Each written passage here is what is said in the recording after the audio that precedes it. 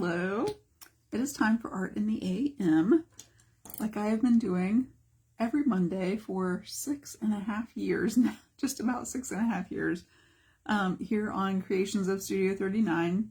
Been doing the ABCs of art for 2026, and we're starting on round 2. So last week we did the letter A again for acrylic and talked about different types of acrylic paints and just kind of did some examples of how different brand names, different types of acrylic paints will look different, but that you can use them to your advantage of how you would like. So today for the letter B, I'm going to do a word that when I was first going through and making up the list of the words, I kind of had an idea of like what I might talk about, and some of the words that kind of immediately came to mind, I thought those are probably too simple. Those are too easy. There's, probably they're pretty basic. And today's word was like that. And I just thought that's kind of basic. And then when I started thinking about it, I realized what a lot of people struggle with, what I get a lot of questions about, what I feel like people can improve on, is that they need to have that foundation of the basics. They need to have some of the things that I've been teaching here on the Art in the AM videos about some of the basics and the foundational stuff and the things that I used to teach as a high school teacher. We would have, I think we called it design. And that was where we taught about the elements and principles of art. And that's the foundation. And I will say that if you don't have that kind of foundation in color and line and shape and form and the elements, and then adding on to that the principles, balance and proportion and composition is not one of them, that's kind of tying it all together. But if you don't have those foundational understandings of the elements and principles of art, I don't care how many techniques I teach you. I don't care how many ways I say that you should be creative. You will never be as successful as if you do have the foundations. And all of the artists that you see, I don't care if it's Picasso, Jackson Pollock, famous art. What's another one? Rothko, I think it is. He painted like a large orange square. All of those artists had the foundations. And then what they did is they broke a lot of them. But they understood the foundations so that they could do different things with them. And that's really one of the things that I want to teach you today. For the letter B, I'm going to teach you about brushstrokes. And the reason that I wanted to do that is because a lot of people want to get better at painting, right? Like this video is going to be for you if you want to get better at painting. And you can be taught the techniques and you can copy them. But if you don't have an understanding of the brushes and the strokes, you're just going to be able to copy. You're not going to be able to create based on the knowledge of the brushstrokes. Tell me if that makes sense. Because as I really started thinking about brushstrokes is, a compound word with the brushes and the strokes, I thought about how probably intuitively I knew how to use some of the brushes and some of the strokes. But what I understand better now is some people don't have that, but they can learn. And that's what I want to teach you today. I want to teach you about, I have all of these different brushes. I have all these different types of brushes. And I'm going to teach you about some of the brushes and the strokes that you can make and why you would want to choose a particular brush for a particular stroke.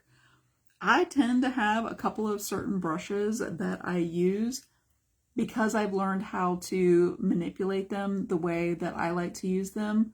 But I will tell you, whenever I pick out the right brush for the right stroke that I want to make, the right technique, it's so much easier. It's so much easier. And that's what I want you to have. I want you to have that foundational knowledge of the brushes so that you can make the decisions based on that knowledge about which brush would be the best for what it is that you want to do, because some brushes will not be, and you will always be frustrated and you won't get the result that you want, and you will just be dependent on someone else telling you the brush that you need to use and just copying what they're saying. I want you to be knowledgeable, and I want you to have that knowledge so that you can create on your own and you don't have to copy someone else.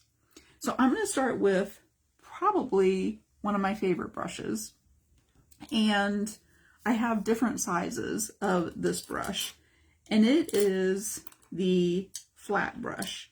Actually, I pulled over two that are almost exactly the same. This one's maybe a little bit bigger.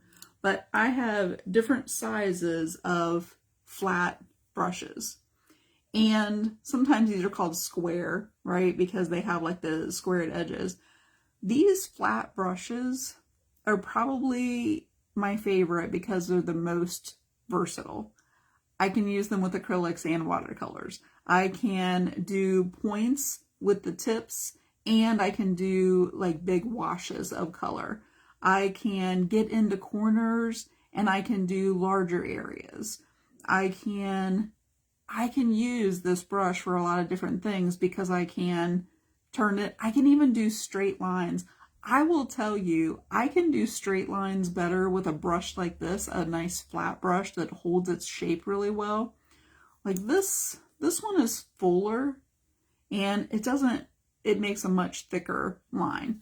But you know, brushes like these that hold their shape really well and, you know, come to a really nice fine point, I can do straight lines better with these than I can some of the other brushes that I'm going to show to you.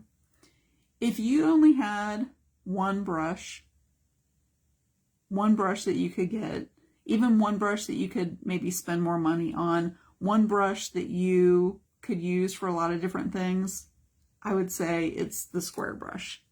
And I'm going to show you in my journal that I've been using. It's a watercolor journal, but it works really well for paint too.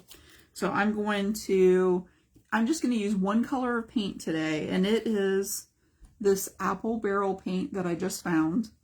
I have a lot of paints, as you can imagine, and it's called a cool blue. Isn't it so pretty?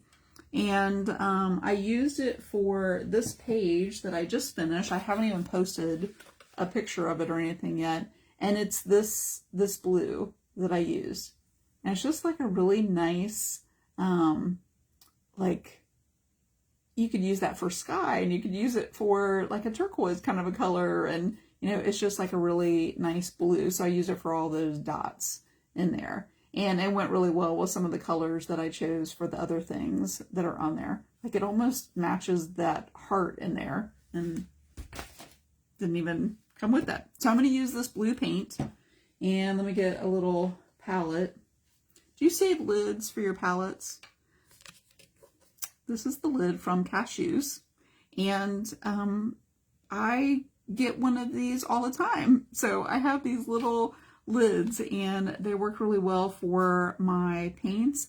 And I realized if they're thicker, especially, I can kind of pop all this paint off there. But if I wanted to, I could scrape it off there too. But I'm going to use that little palette, and I'll show you like some of the different brush strokes.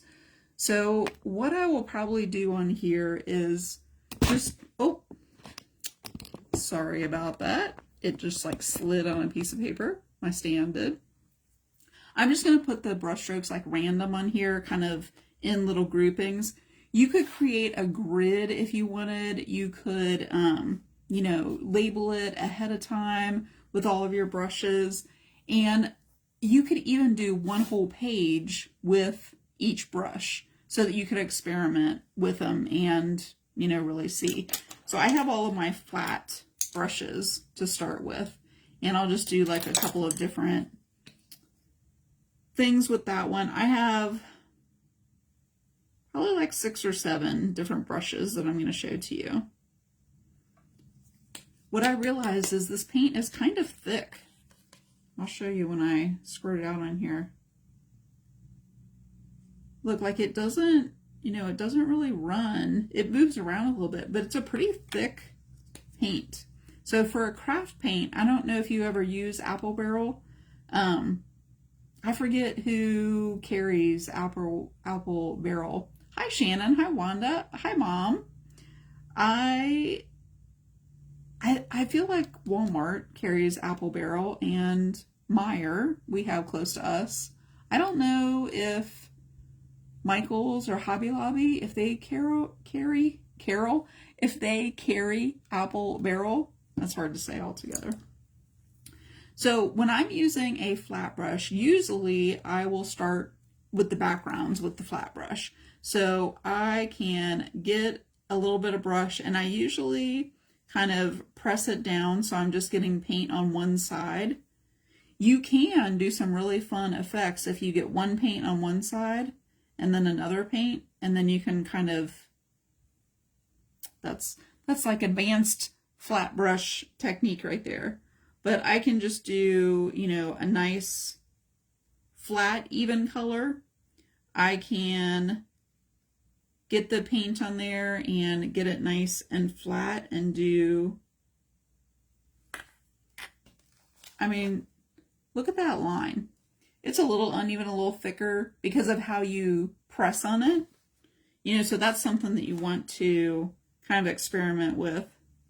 If I want to just do the corner, I'll just get paint like on the corner, and I can, you know, do little tiny. I mean, look how little tiny I can get that flat brush. I can take and turn the flat brush, you know, so I can get curves with the flat brush by kind of turning it as I'm pulling the paint around. So that's just a little bit with the flat brush. And, you know, I can do the same things with a smaller little flat brush. I just found this little flat brush. I was pretty excited. I was getting paints and I found, so I can do, I would need a little bit more paint on there, but I can do, oh, what would this be, like tiles on a roof or something, or bricks. So if I pulled that out, you know, farther, I could do bricks. And what I like about the flat brush is one side usually is a little straighter, you know, usually where I start the flat brush. So then what I can do is turn it around and then drag it the other direction. And I can get like a pretty, you know, squared off rectangle, square, you know, whatever the shape is, by kind of going from both sides. If the only brush that you have is a square brush, that is one of my favorites. It's one of my, I tend to use this particular one. I think I got this in a set. I got these, and I got this one and this. I think all 4 of these came in a set, and probably one of my favorite sets. I love how it has this little cushion on there. They're like a nice size. They're not too long. So a flat brush is a good investment. Yes, Shannon. Walmart, is that who does the Apple Barrel? That's kind of what I was thinking too. So the flat brush is the first one. The next one that I got with this set is what is called a filbert. Can you see how that's rounded? It's rounded at the top, but it's still flat, right? So this is called a filbert brush, and I actually wanted a smaller filbert brush, but I'll show you with this one. I don't have a smaller one. You know what I've thought about doing, because I have an abundance of flat brushes, is I thought about just cutting the bristles. I'm not going to do that. I've thought about it though. But the filbert brush works really well for blending. And here's why. It has no straight edges, right? So blending with this one works really well because you're not going to have the flat edges. It also works really well for making, I mean, you can imagine like petal type shapes or leaf type shapes, right? Because of the shape of it. That's why I wanted one that's a little bit smaller than this one. But I'm going to show you with this some of the things that you can do. So I can, you know, make these scallop kind of shapes. I can make them a little wider there. And then, you know, what I could do down at the bottom is I can drag this like I can the flat brush and make, you know, an edge on there. And it's just going to be softer. I'm not going to get like the edges on there, but I can still do like the straight lines and different things like that. I can definitely, you know, just blending out the color. I'm just going to have just smoother, a better transition. That's the word that I'm thinking of. A better transition of colors if I'm trying to blend with this filbert brush. So I have the flat and the filbert, and you can get different sizes of this one and be able to use that. So I didn't talk about this one right after the flat one, but probably my second favorite brush, and probably if I had this size brush in an angle brush, see how this one's angled at the top? Or sometimes they'll call it an angular shader brush. And I got this one like in a little set or something. The handle's a little bit smaller, but I use this brush a lot because it has the point and it's at an angle. I can drag it in a different way than I can this flat one. So I use this a lot. And I like the,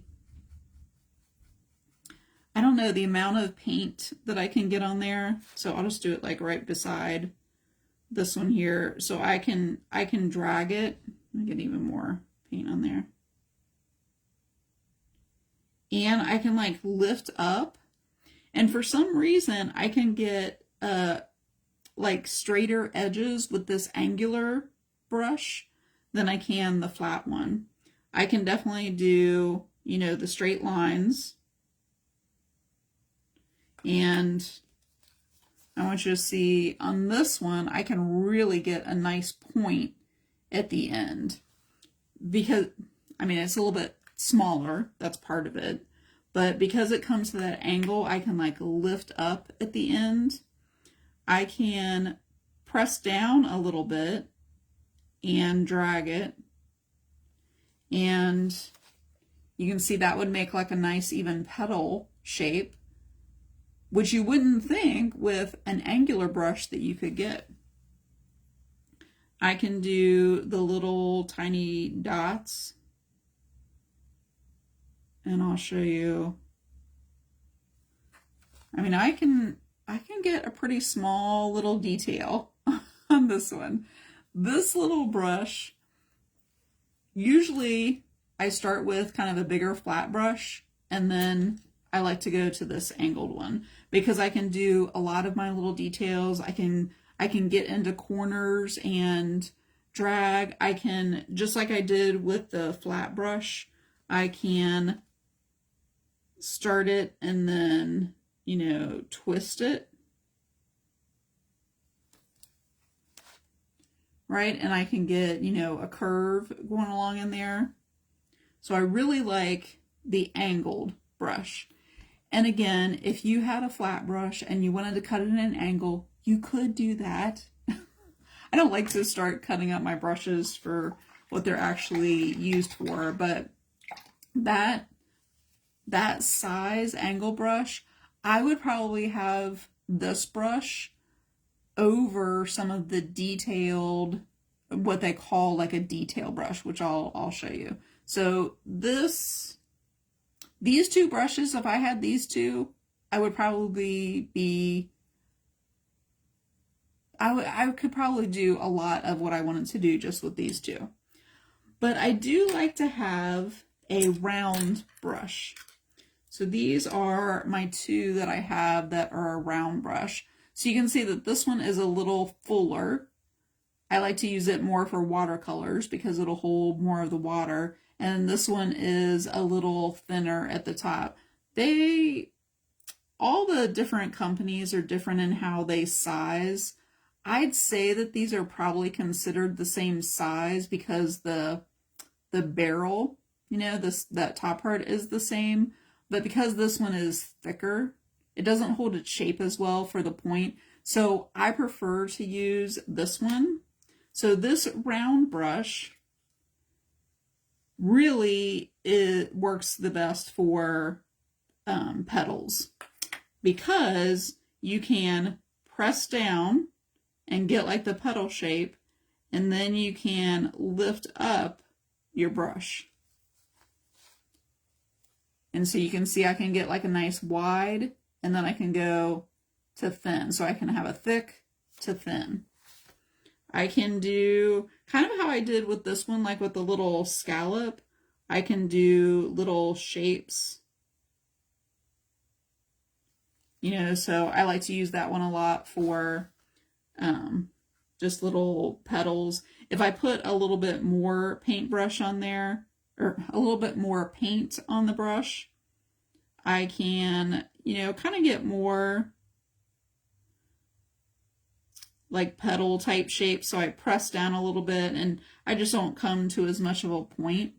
So I can use this round brush for all kinds of foliage and just like little round marks that I want to be, you know, rounded more than a point. So this brush, if I was just going to have two brushes, it's these two. It's my flat brush and this round one. These sizes, I like a bigger one if I'm going to do a larger painting, but this is like a good in between. So these two brushes, if you were just going to go out and spend a little bit more money on like nicer brushes, and these aren't, you know, what I feel like makes a nicer brush is how the bristles hold together. I have some inexpensive brushes. This one is probably a little bit more inexpensive, and the bristles just don't hold together really well. These were a little bit more, they came in a set, but I feel like even the set was maybe $30 or something, and it came with like 5, you know, so each one of the brushes were maybe $5 or $6 or something. But they hold their shape much better. I get a set of 3 brushes that have these green handles on them, and I feel like they are, you know, kind of like a good in between. I don't have any really expensive brushes, and you can spend a lot on brushes. I would just try to, if you're going to invest in maybe a couple of nicer brushes, and it would be a flat brush and a round brush, just these two, then you can go to Michael's or Hobby Lobby or someplace like that and look for brushes that are, you can kind of tell they just hold their shape better, and you can kind of, you know, pull back on them, and if they spring back and they kind of hold their shape, you can kind of tell. Just kind of every time I wash my brushes, I kind of pull the bristles back into shape. But so that's a couple of things about the brushes. But a flat brush and then, you know, a nicer round brush.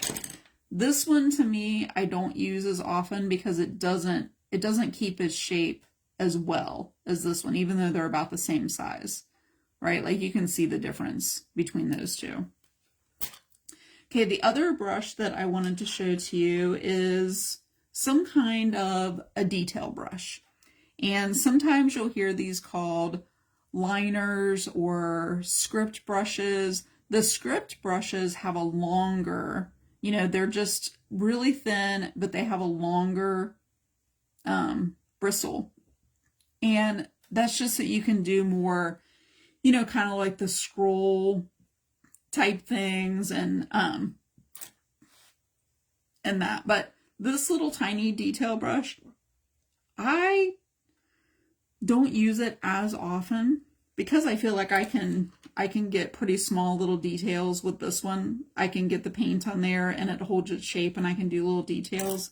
But this little tiny one, I mean, if I really want to get into something really small, then I will use this detail brush.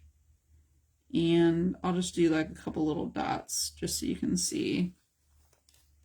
I mean, I can get a pretty small little detail.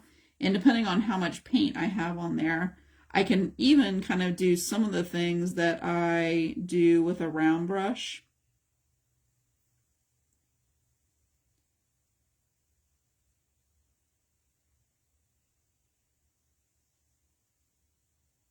I have to kind of paint it in a little bit more, but I can do some of those little tiny details. I can drag it in a line, and I feel like I have a little bit more control with that one than I would with an actual liner type brush. I feel like the liner type brush gets very wiggly. Like I would rather do a straight line with like my flat brush. But this little detail one, I can get like a pretty nice line. But probably what I like these the most for is to do more of those like scripty little, what do you want to call, like in Baby's Breath, or like the little curly cues. That's what we'll call them, as curly cues. That's what I like to use this one for. So even though it's not super long, I kind of like that I can do the little curlicue and then I can end it where there's not a lot of paint left on there. And then it just kind of, gets, what would you call it? Like trindles? I don't know if that's, I call them curlicues. But I do like to do things like that with this brush. That one I didn't have quite enough paint on there. Because if I try to do that with the round brush, I mean, it's going to be bigger, right? Like this brush. If I try to do, and I will use this one,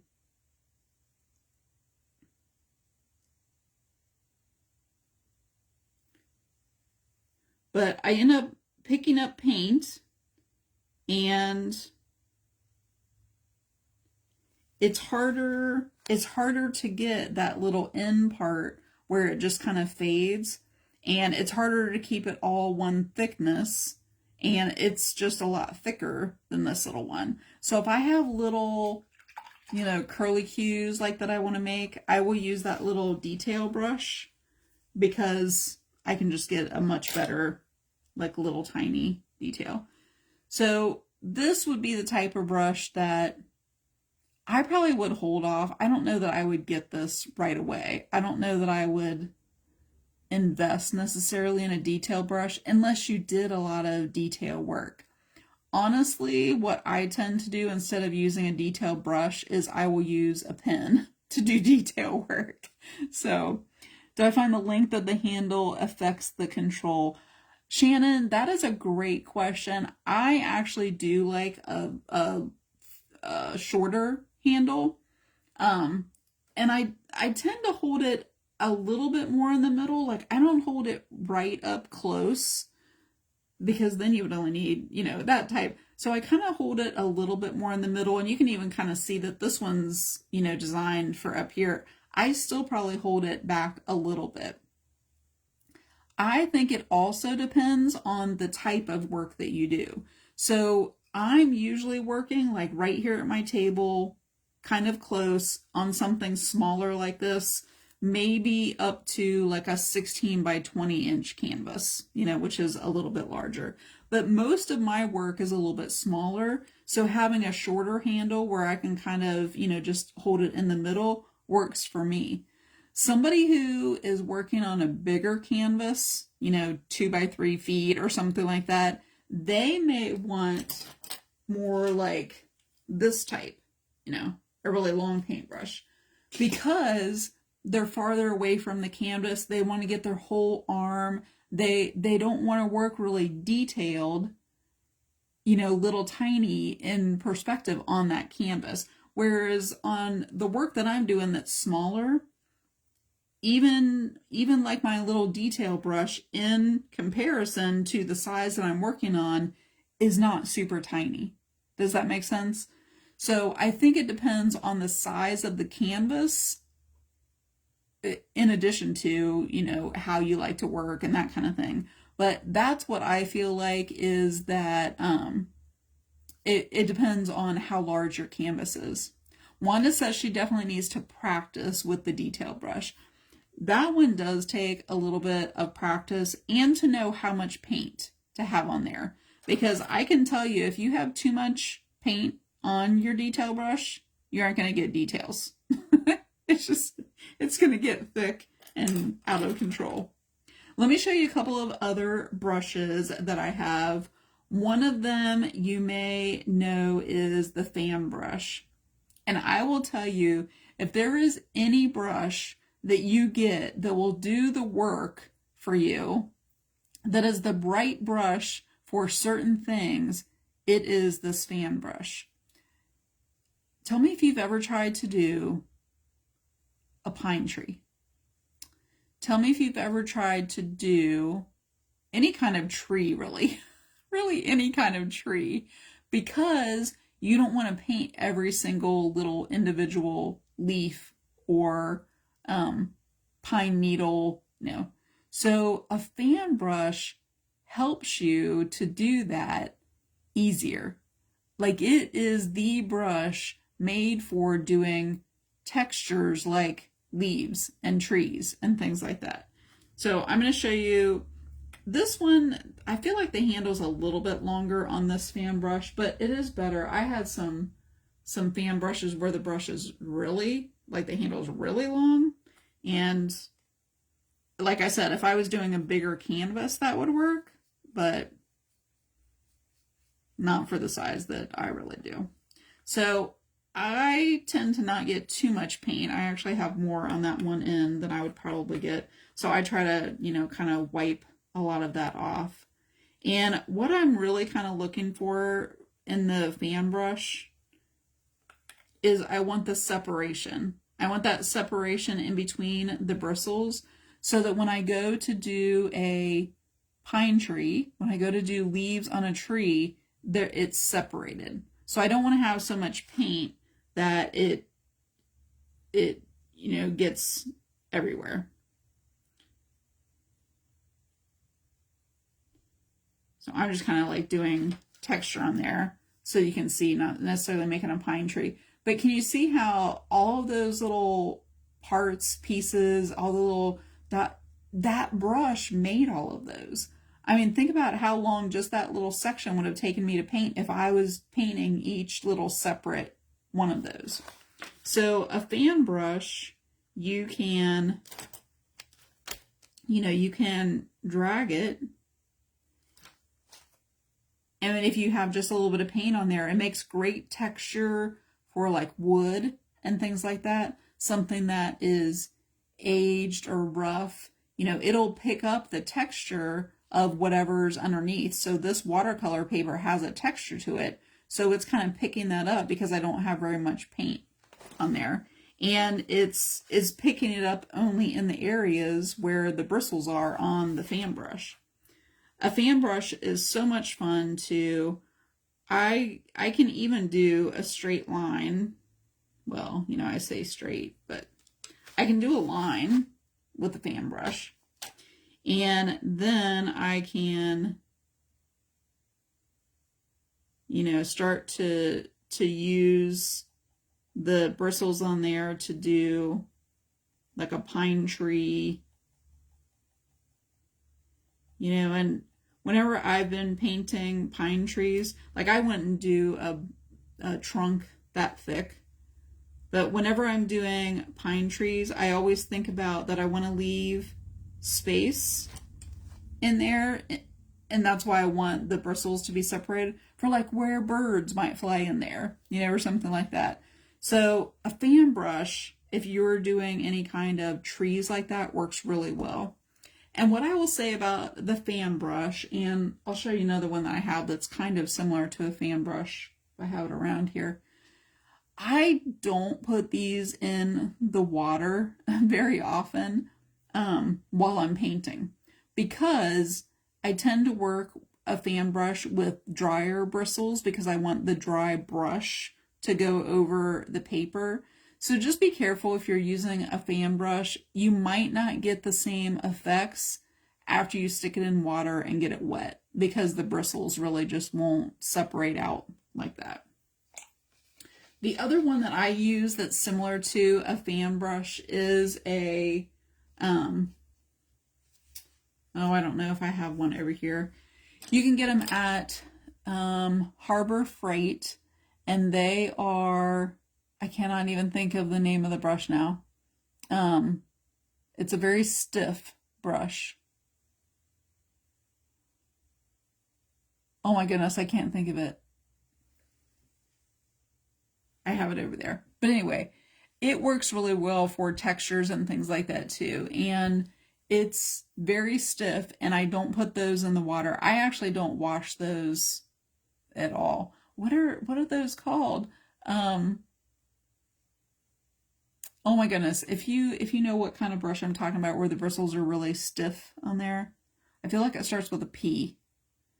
I don't know. But so the fan brush works really well. That's fine, Wanda. Thank you. So I'm trying to think of that brush. I can't think of it. The last brush that I wanted to, well, no, I have two more brushes. One of them is this brush, and this was given to me. It also creates a texture. And so since it was given to me, it wasn't in the packaging, I'm going to just call this like a stippling brush. I do think that it is considered a stencil brush. It's a Craft Smart brush, so it probably came in a kit or, you know, a set with several sizes of these, but it's very stiff, and I have used it for stenciling, but not very successfully. What I would probably use it for is a texture. So if I was going to use this one, I would probably dab it into the paint. So I just had a little bit of paint, and it can create some texture. Some texture similar to the fan brush, but it's a little bit denser, and it would depend on what size, you know, you have the brush. And as it gets less and less paint on there, you know, you get smaller and smaller little just details on there. This is another one that I would suggest that you don't get wet. You may have, you know, several of them for different colors, but as soon as you get it wet, again, it's going to lose the texture, and you won't get the separation with the dry brush on there. I'm going to go ahead and stick it in the water since I'm not using it. And I think it still had some paint on there from last time I used it. Okay, one last specialty kind of brush that I'm going to show to you. I did end up getting a set of these, and it looks like they're the same, maybe made the same as the set that I got, because they have these little comfort handles on there. And these are called comb brushes. And there's a set of 5. brushes in there. So I was trying to get, you know, and they're just like different sizes. But they're basically cut out little sections in between the bristles, so some are short and some are long. I have seen people cut their brushes and do this and, you know, just make their own kind of comb brushes. Or you can, you know, buy the ones that, I mean, look at this little tiny detail one. There's only just like a couple little bristles on there. And this is going to make a texture. So I would get the paint on here. And again, probably not get very much. This one already, the bristles are kind of sticking together a little bit. But the bristles are going to separate out and it's going to create, let me get a little bit more paint on there. It's going to create a texture really similar to the fan brush, but the fan brush, you're just going to have a softer edge, where something like this comb brush, you're going to have, you know, it really is going to be like dragging a comb through the paint. Like if you put paint and then drag a comb, you know, drag a comb through it, you would get similar kind of lines. Now, with this type of brush, I could do a line, right? Because then I'm turning it. So I could use it in a lot of different ways, as I could make a flat brush, or, you know, like I could use a flat brush. And, you know, I can create textures going one way and, you know, create like these little crisscross kind of patterns on there. Shannon says this one can make nice curls on, I missed the end of that, on a poodle dog. Oh, that would be really, really cute. So this is the one set that I have, the comb brushes. I don't use these very often, you know, because it's very specific, you know, of what it can do. So I'm going to label this paper, and this is what I would suggest for you when you have a brush, to experiment with it. Take up a whole page if you want and really see what that brush will do. Have more paint, less paint, like try it with different types of paper and see what that brush will do, and the different kinds of marks, and how you can you know, even use different brush strokes together. Maybe you have something specific that you want to paint, like that poodle tail, you know, the poodle fur, and you try your different brushes to see what works best. You know, like not on the canvas that you're working on, but on a piece of paper, and try out your brushes and practice with those so that you can use the right brush for the right stroke that you want to do. And I know that the practice, you know, like practicing like that is not the most fun, you know, in the way of you don't feel like you're doing something productive, or you don't feel like you're making anything like finished. But having the foundation of knowing what brush works for the stroke that you want to do, and having that knowledge of that will help you on the painting. So it's better to take that time to practice and to try out your brushes and to try out how to use those, so that when you go to the painting, you can really paint with more confidence, because you know that you know what brush to use when you want to make poodle fur, you know, and that means that taking that time to practice and try out your brushes and to just make marks with your brush is not a waste of time. It is actually a good investment of your time, so that you can be more confident when you paint. So I hope that you take some time with your brushes. And again, if you want to invest in a nicer brush, I would say definitely, like this is probably like a 1/2 inch flat brush. That would probably be my number one. And then like a you know, kind of a smaller round brush. I use this one for a lot of details because it holds its point. These would be the two brushes that I would invest in. You don't need a fan brush. You don't need those comb brushes. You don't need the stippling brush. Just a couple of nice brushes really is all that you need to have the foundation of how to use them to be able to be successful on your paintings. So I hope this letter B for brushstrokes was helpful in just getting you to want to practice with your brushes and to try out some strokes with them, and, you know, maybe even get a piece of paper, one color of paint, and just try out your different brushes so that you can know what types of different marks you can make with those. So I will be back next week with the letter C. And remember, if you want to watch any of these Art in the AM videos later in the day on Monday, I put them on my YouTube channel, and you can always watch the entire playlist there.